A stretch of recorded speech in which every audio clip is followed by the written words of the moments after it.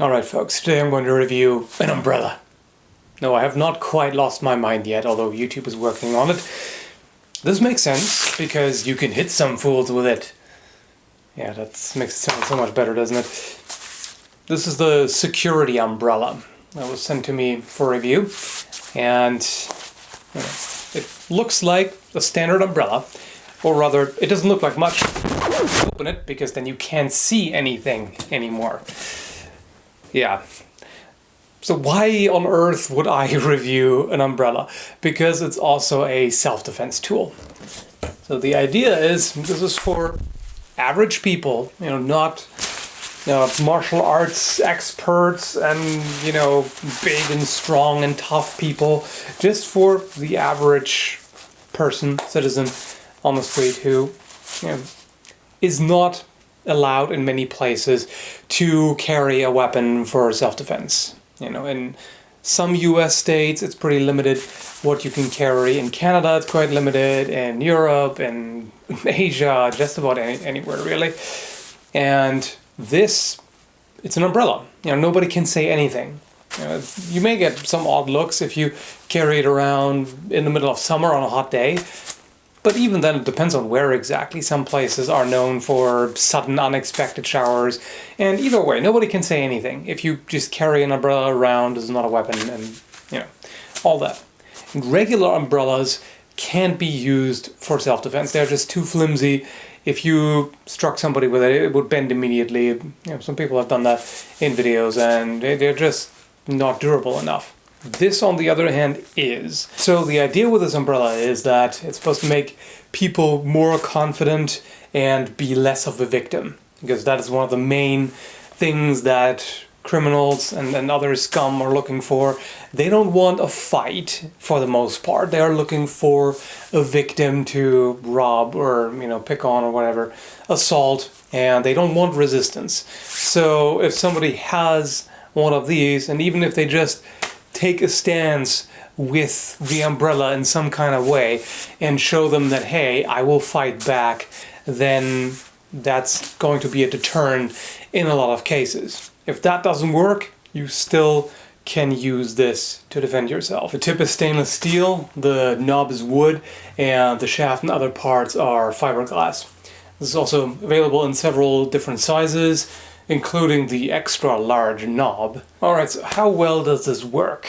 At first I wanted to do a demonstration with my HEMA instructor Eric, but then I considered, since this is designed with regular people in mind, with little or no martial arts experience, it's better to not get too technical about it. So I met up with my friend Emily to experiment with the umbrella and see what we can come up with. And there are many possible ways in which you could use this as a lever to wrench out of somebody's grip, or to control their arm, to use a joint lock, or just simply put it in their face essentially and try to push them away, use the point to stab them with, threaten their face, etc. Using it with two hands and grappling and to wrench and strike and hook is pretty straightforward and mostly intuitive. If the situation was more serious and you were faced with a determined, aggressive and dangerous attacker, you could also use this more brutally by thrusting either the point or the knob of the umbrella into the throat. Always a vulnerable target, but its intended use is mainly defensive, to block punches, kicks, and strikes with various objects. And you can do that pretty well. We tried it with a primitive wooden club. Do it as hard as you can. You can stop a swing with the umbrella. In fact, we even ramped it up and tried it with a sword. Still works. So if you absolutely had to, you could potentially block a strike with a weapon as well. Now, I have to point out that this, of course, is dependent on strength. If the attacker is vastly stronger, then you're in trouble no matter what. And I also need to address the issue of overconfidence. There are certain concerns with something like this. For one, if you carry a security umbrella or any kind of self-defense tool, really, the danger is that you become too confident and think, oh yeah, I can handle this, I'll be fine, and maybe underestimate an attacker. And strength and aggression are very major factors in a self-defense situation. Now, you can compensate for that to an extent. For example, if you use two hands on the umbrella and use it for leverage against one arm of the opponent, you can compensate for a difference in strength to an extent. There's of course a limit, and also what you have to take into consideration is that the first and most important step in a self-defense situation is de-escalation and avoidance. You know, the way to win a fight is to prevent it from happening or to be elsewhere. And of course, using a weapon or any kind of other object as an improvised weapon is escalation. So that could lead to the attacker becoming more aggressive or pulling a weapon of their own. However, if you really had to, if you were in a desperate situation, this is all you had, and the attacker was actively trying to seriously injure you or worse, what could you do? Could you use this? Now, this wouldn't be my channel if I didn't abuse the crap out of it, right? So I took it and I struck one of the zombie heads by Zombie Go Boom. When doing that, I encountered an unexpected issue when striking with the tip, holding it at the handle. If you strike hard enough with enough velocity, this may actually open up, and the umbrella might actually, yeah, you see, even when I do it like this, it will open up. So as soon as this button here comes undone and you swing it, there's a high chance that this will open up. What this does is, as it opens up, of course you've got a lot of air resistance suddenly, and it would also cushion the blow. Hitting with this end avoids that problem. Also, you've got the striking surface here, and this is also where you have more mass, of course, so this end will hit harder anyway. Now, because it is a fiberglass core, this flexes to an extent, takes some of the force away compared to a completely rigid object. So it limits how hard you can strike with it. Alright, so here's the spot where I hit it. Clearly see that. Let's see if we can find anything underneath here. Can't see anything substantial here. So I didn't expect to be able to crack the zombie head, considering how sturdy those are and how much force it takes to crack it even with a blunt steel weapon. Wasn't really going to happen.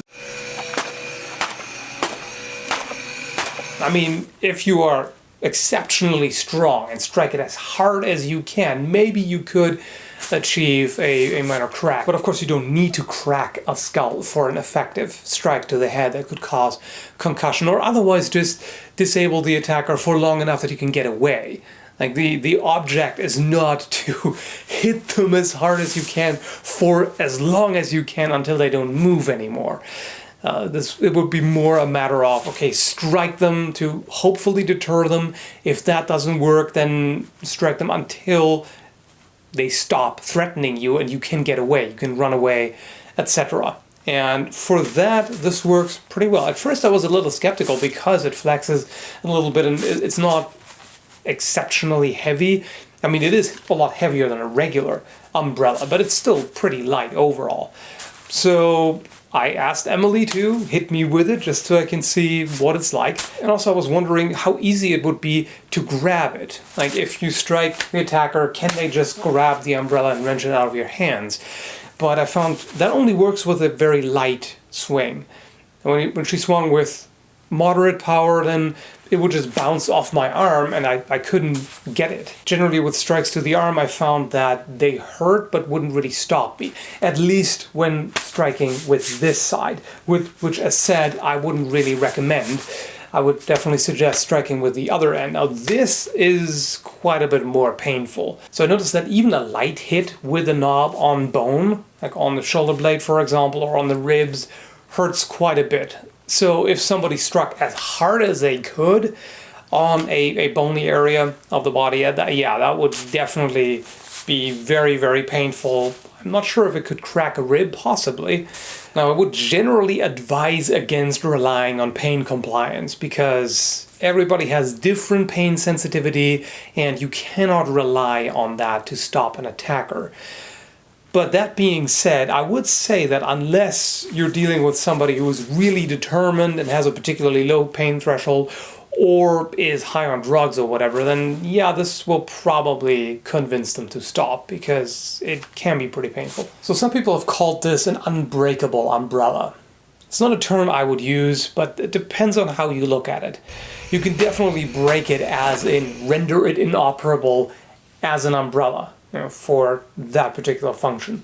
You can break the internals, you can tear the fabric, obviously, but the core itself, that you probably won't break. That would be pretty difficult. So I tried flexing it a lot by doing a pull-up on it, and it held up to that just fine. It was still perfectly straight afterwards, and when striking the zombie head pretty hard, even though some of the internal parts broke, the core was still fine. So you would be hard-pressed to break the shaft itself. Hopefully that's not needed anyway. In most situations you would probably just have to threaten them with the point, shove it in their face or threaten the throat, and basically just stop them from coming at you by putting this in between and showing them, hey, I mean business, I will fight back, you want to pick an easier target. So what do I think about it overall?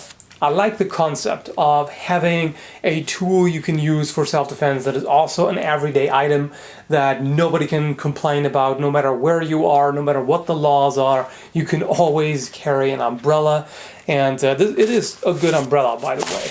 Like, just as such, it is well made. It's much sturdier, obviously, than any other umbrella you can find, and it works for its intended purpose. If you cannot carry a handgun or some other kind of weapon, then this, in my opinion, is a good choice. It's most definitely better than nothing. It's got some good potential.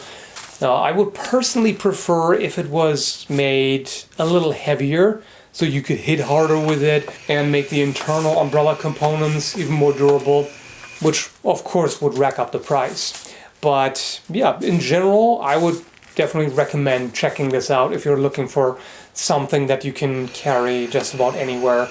If you keep the limitations in mind and don't get too overconfident, then I think this would serve you quite well.